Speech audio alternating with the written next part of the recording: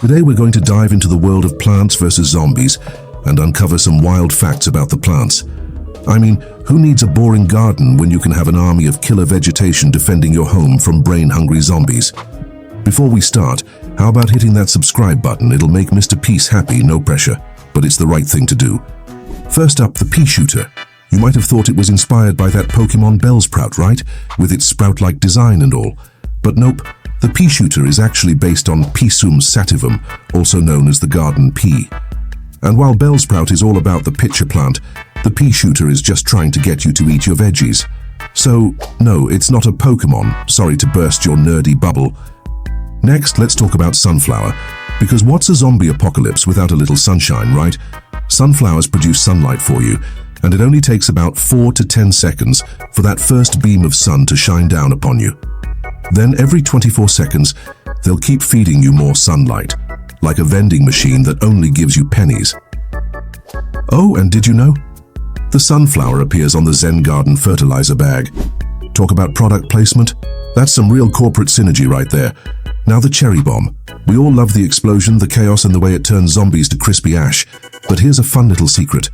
When a pole vaulting zombie is in midair and a cherry bomb goes off, that zombie literally vanishes. Poof, gone. No ashes, no remains. It's like the zombie was never even there. Talk about an immaculate disappearance.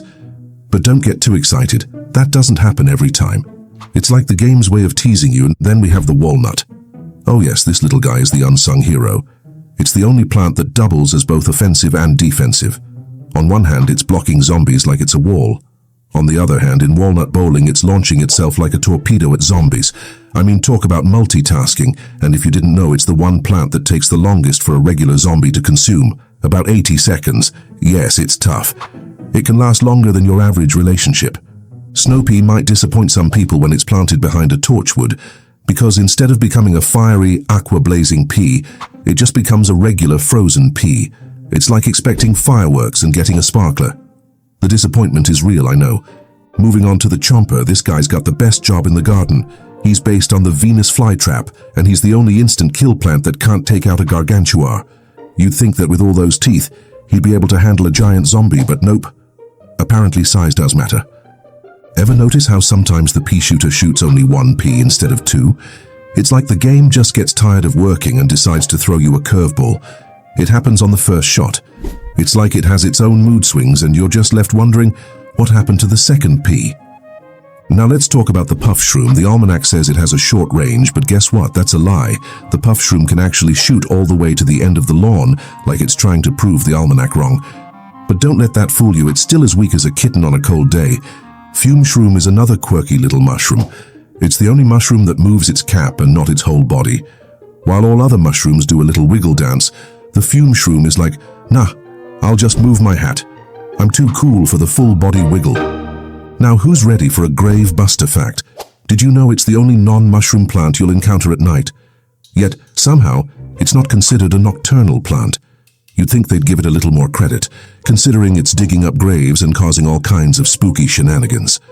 Oh, and if a plumber zombie eats a puff shroom, it'll instantly disappear.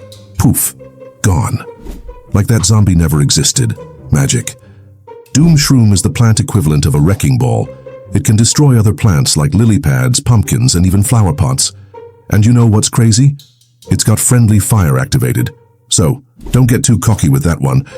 It'll blow up your own plants if you're not careful. It's basically the explosive equivalent of a toddler with a grenade. The squash is a little different from the others. It's the only plant in the entire game that has a voice. Yeah, you heard that right. This squash talks. So next time you use it, just know that you're not just throwing vegetables at zombies. You're hearing a squash say, hey, I'm helping you out here. The spikeweed is one tough cookie. It can survive 9 shots from a gargantua before it gives up. Imagine being able to take that kind of punishment and still keep going. It's like the Rocky Balboa of plants. This little guy doesn't quit. Coffee bean is pretty special too. It's the only plant that floats in the almanac, and it levitates in the Zen Garden. So, apparently, coffee beans are so magical that they just float around like they're too cool to touch the ground. You wish your morning coffee was this extra, don't you? And let's not forget the Gatling pea, which has the slowest recharge rate of all the Peashooter variants.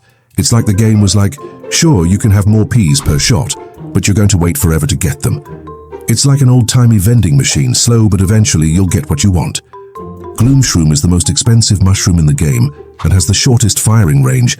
It's like paying top dollar for a fancy dinner and then getting served a snack. It's the kind of plant that'll make you question your life choices.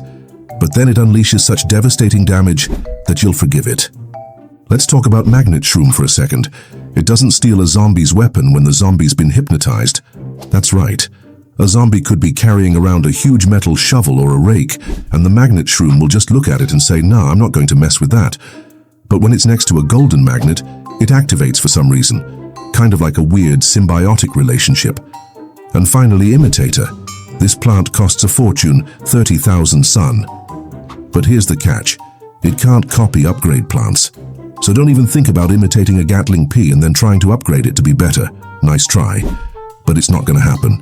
Well, that's all the secrets and fun facts about the plants in Plants vs. Zombies.